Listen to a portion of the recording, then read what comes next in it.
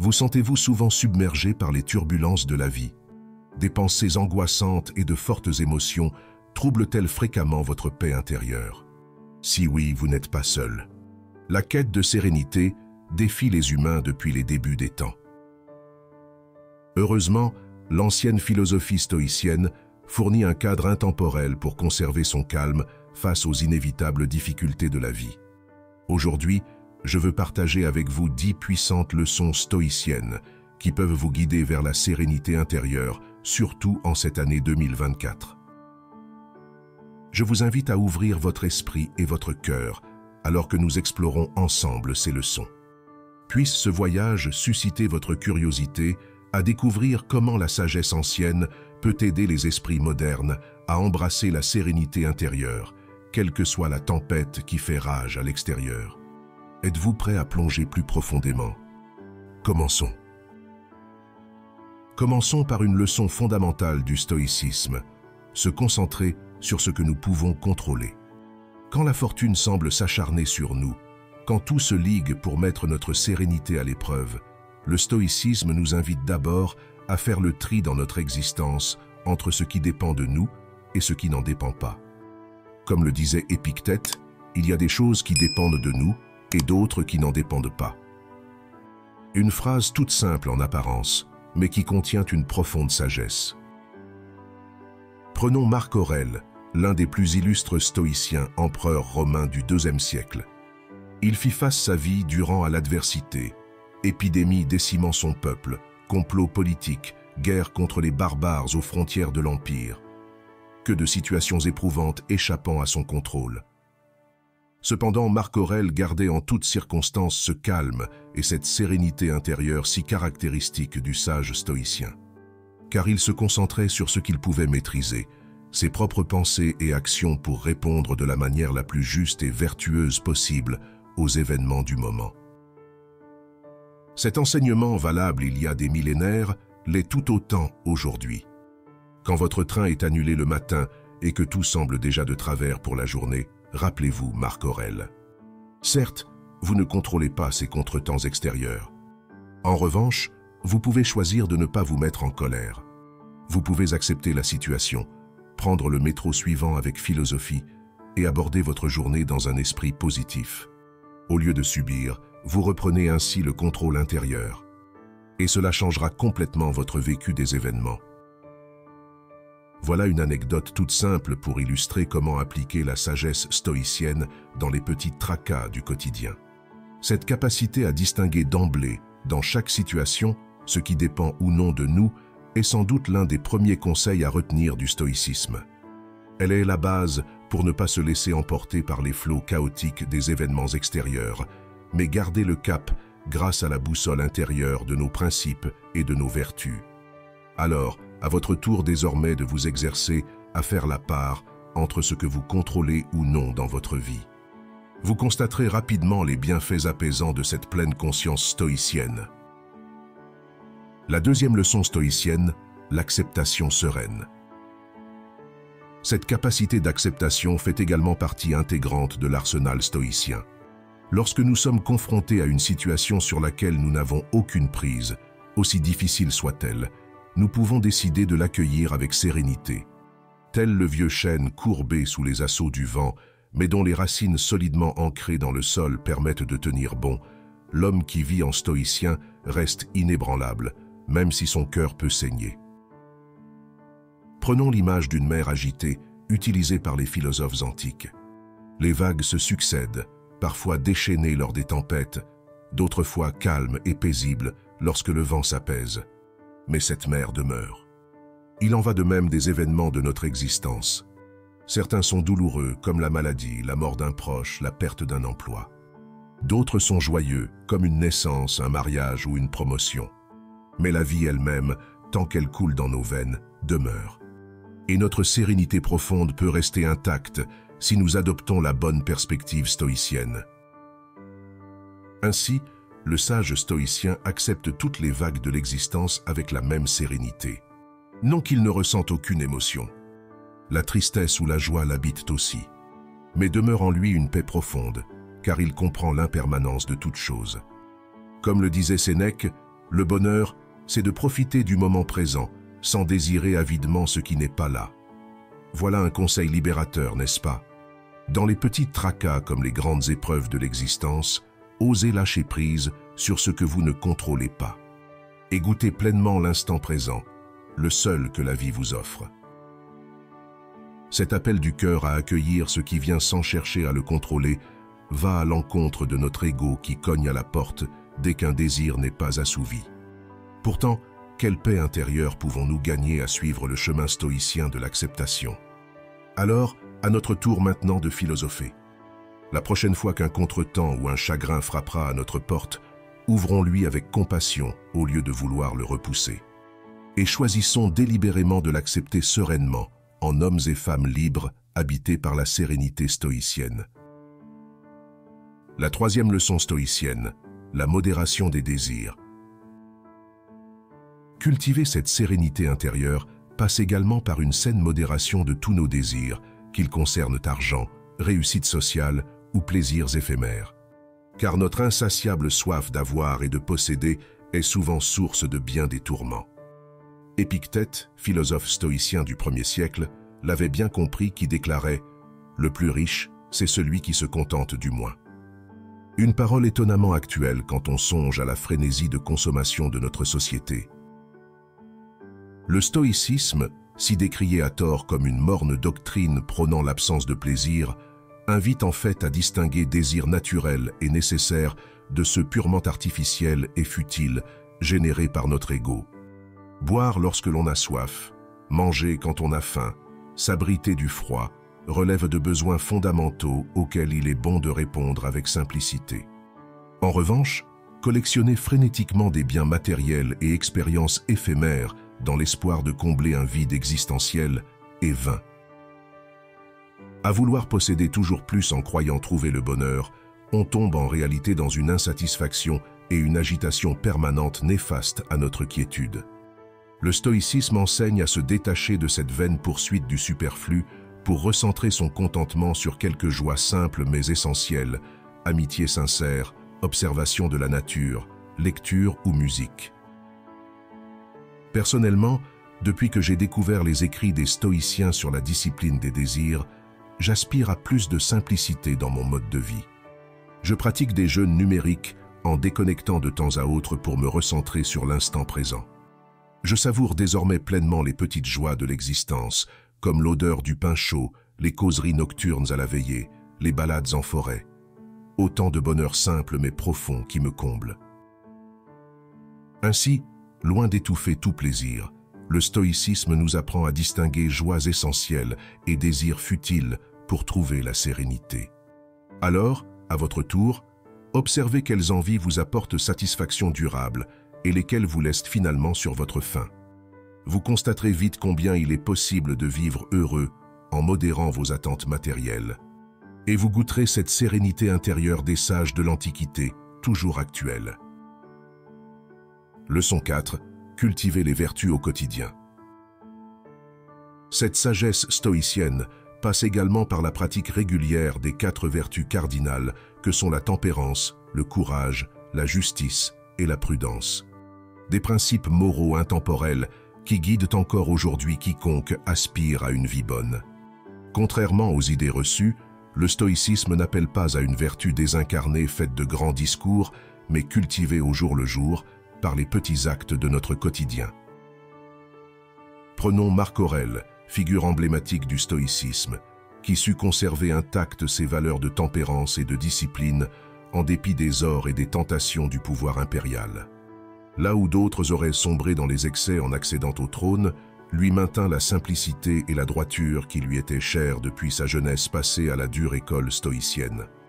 Levé à l'aube, habit modeste, nourriture frugale, l'empereur philosophe aurait pu vivre dans le luxe et la débauche. Mais par ses actes, il honorait au quotidien les vertus stoïciennes. De même, dans notre monde moderne où la morale semble parfois vaciller, nous pouvons chercher à vivre chaque jour selon ses valeurs éternelles. Faire preuve de courage en osant défendre ses opinions minoritaires. Agir avec justice et compassion envers autrui. Pratiquer la tempérance face aux excès tentateurs de notre société. ou cultiver la prudence par la réflexion et le discernement éclairé.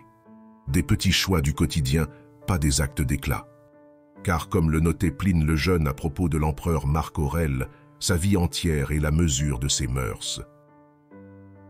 Ainsi, la perfection stoïcienne n'est pas celle de grands discours théoriques que l'on peine à mettre en pratique, mais plutôt celle de la constance dans nos actes, cohérents avec les valeurs que nous professions.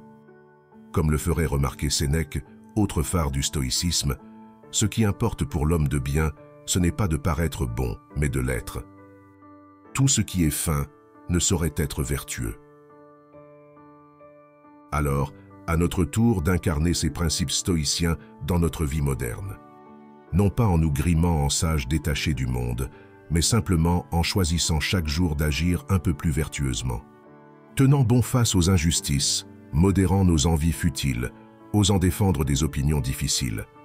Pas à pas, geste après geste, bâtissons ainsi notre propre tranquillité intérieure, faite de petites actions justes et droites. Leçon 5. La pratique stoïcienne de la pleine conscience.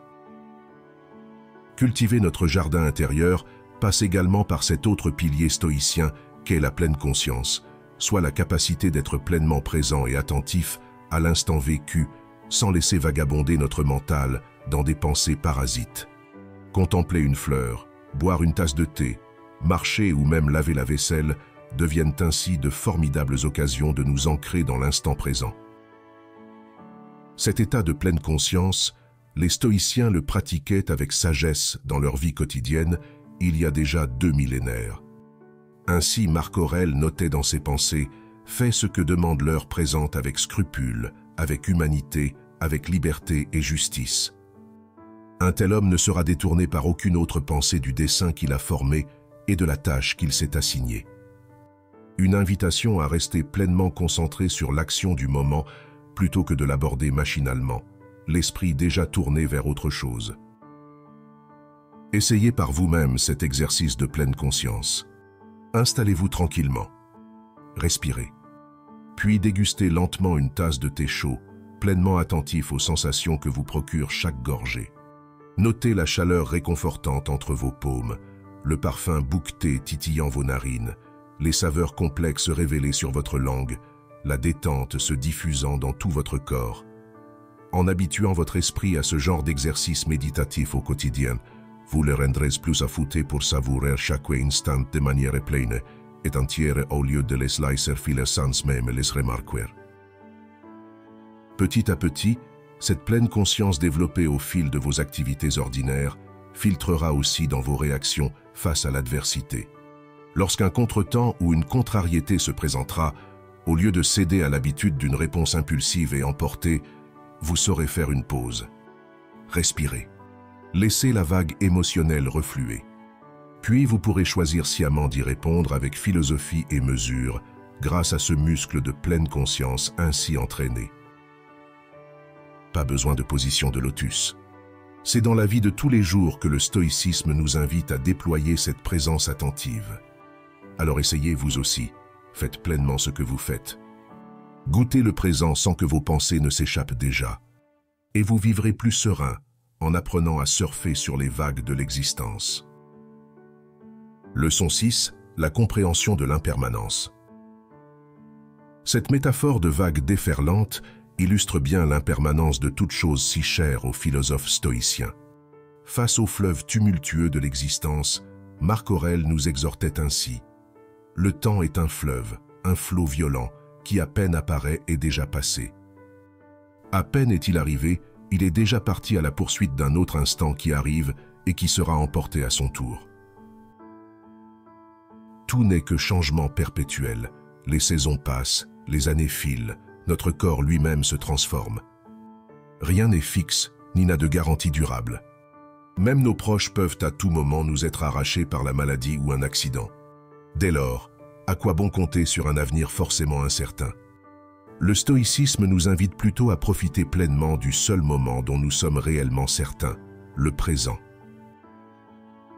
L'impermanence de l'existence n'est pas une raison de désespérer pour autant. Bien au contraire, elle nous pousse à savourer l'instant qui passe, seule certitude que nous ayons entre les mains. Avant qu'elle ne nous file entre les doigts, embrassons chaque minute avec reconnaissance. Goûtons ce bonheur simple et profond de siroter un café chaud ou d'échanger des confidences à la nuit tombante. Ces plaisirs simples du quotidien, voilà de vraies richesses fugaces, mais bien réelles sur lesquelles compter. Car que valent nos grands projets pour les années à venir face à l'incertitude du lendemain? Un sage stoïcien comprend que seul compte vraiment la somme de tous ses présents vécus pleinement. Ainsi, l'empereur Marc Aurèle appliquait ce précepte à la tête du plus grand empire de son temps et savourait la quiétude d'une lecture solitaire au coin du feu entre deux batailles, pleinement conscient de la précarité des jours. Cette conscience aiguë de l'impermanence a le mérite de recentrer notre attention sur ce qui importe véritablement, à savoir la qualité de l'instant. Lorsque nos plans échouent, nos espoirs sont ruinés en un clin d'œil par un imprévu, sachons voir aussi dans ces retournements l'occasion de nous réancrer dans le moment présent, de jouir de la chance fragile de simplement vivre et respirer, avant que le fleuve de la vie n'ait encore emporté nos certitudes. Leçon 7. La gratitude comme source de sérénité. Pour ce faire, il est une attitude clé à cultiver d'après les philosophes stoïciens, la gratitude. Être pleinement reconnaissant même des petites joies de l'existence, des choses que nous tenions jusque-là pour acquises. Sénèque offre à ce titre une magnifique anecdote à méditer. Lors d'un voyage en mer, le bateau de ses amis et lui fait escale sur l'île de Corse. Sénèque y rencontre alors un vieil homme en haillons, ancien esclave affranchi. « Tu n'as donc plus de maître ?» lui demande Sénèque. « Non, plus de maître, » lui répond le vieillard. « Alors, tu étais esclave ?» poursuit le philosophe. « Oui. »« Et maintenant, tu es libre ?» ?»« Oui, je suis libre. » Et le vieil homme de continuer. « Chaque jour qui se lève est un jour où je me réjouis. Je suis libre de critiquer qui je veux. Personne ne me frappe plus, personne ne m'injurie. Je n'ai plus aucune corvée à faire que celle que je veux bien. » Malgré une condition toujours précaire, cet ancien esclave irradie la joie et la gratitude d'être un homme libre, pouvant profiter des simples plaisirs de l'existence. Tout n'est qu'affaire de perspective, nous dit Sénèque. Même démuni des biens matériels, privé de standing social, ce sage exultait de n'avoir plus de maître tyrannique et de pouvoir vaquer paisiblement à ses occupations favorites. Inspirons-nous de cette sérénité dans l'adversité et de cette gratitude pour les petites choses. Chaque soir au coucher, prenons quelques minutes pour nous remémorer les motifs de reconnaissance glanés dans la journée. La douce chaleur du soleil sur notre peau, le sourire d'un inconnu croisé dans la rue, le parfum enivrant des lilas en fleurs, autant de petites joies gratuites trop souvent oubliées dans notre quotidien trépidant. En les consignant ainsi, notre âme s'emplit peu à peu d'une profonde quiétude. Car il est difficile d'être à la fois anxieux et reconnaissant. Alors profitons de chaque instant, jouissons de notre liberté d'être en vie, avec la fascination de ce sage esclave libéré.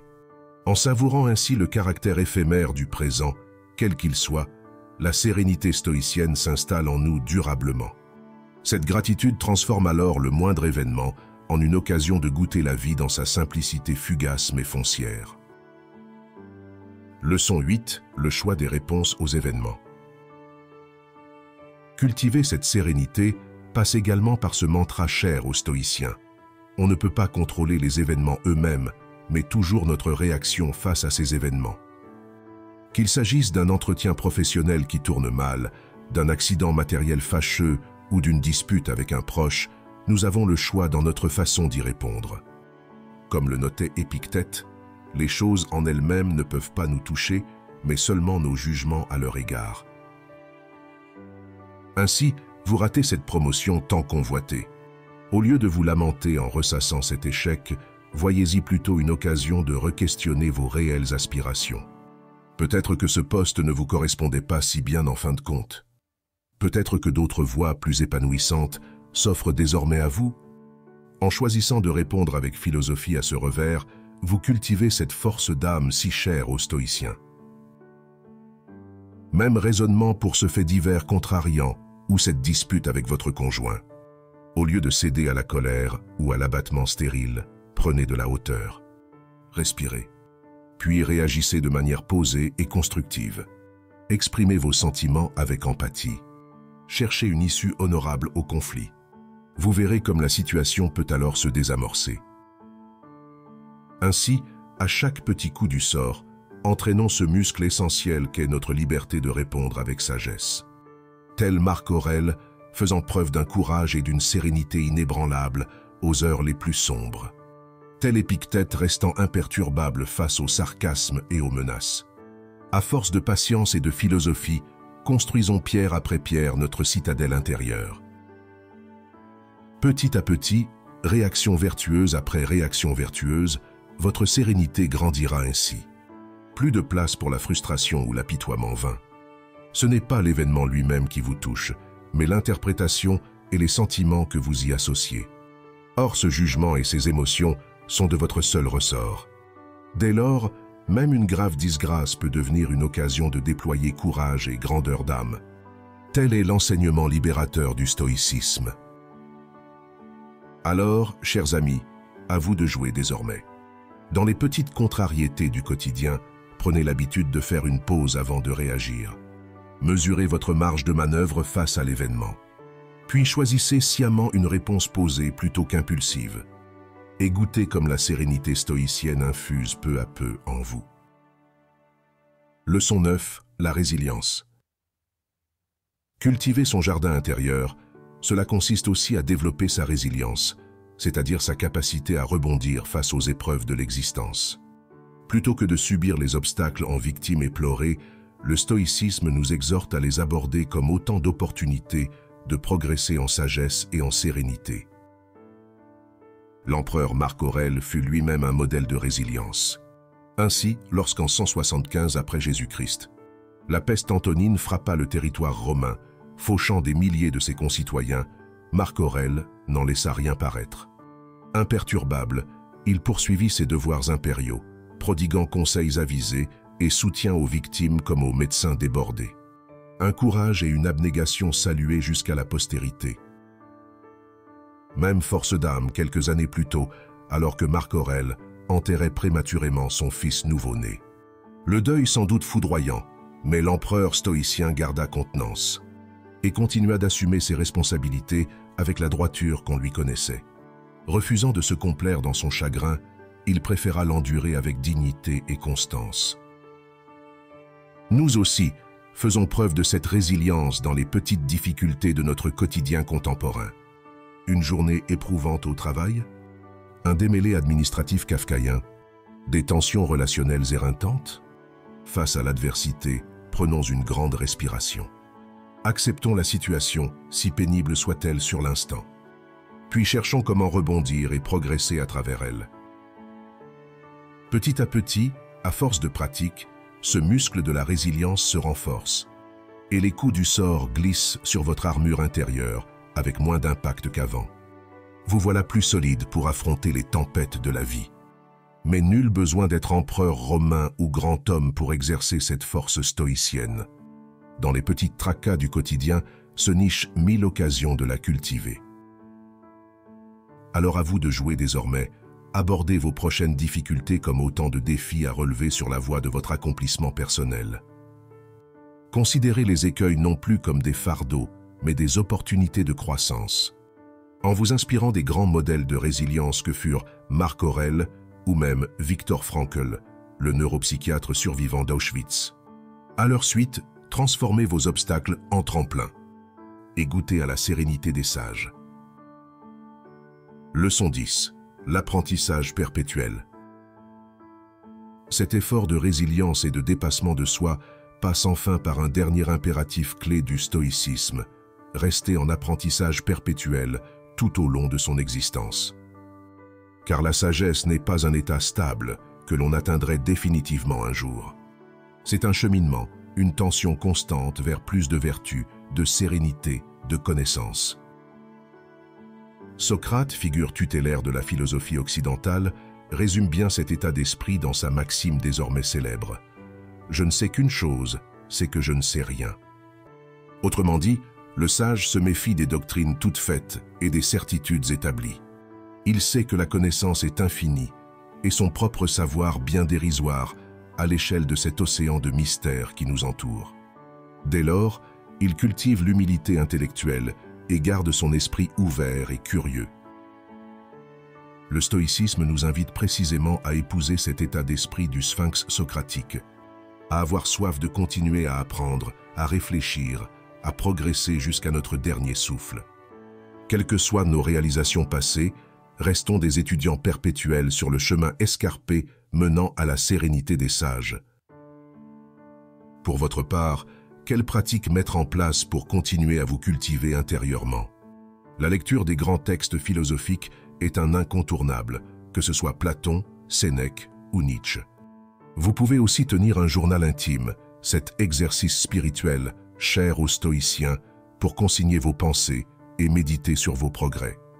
Ou bien encore discuter avec un ami de confiance qui sait donner un regard neuf sur vos certitudes.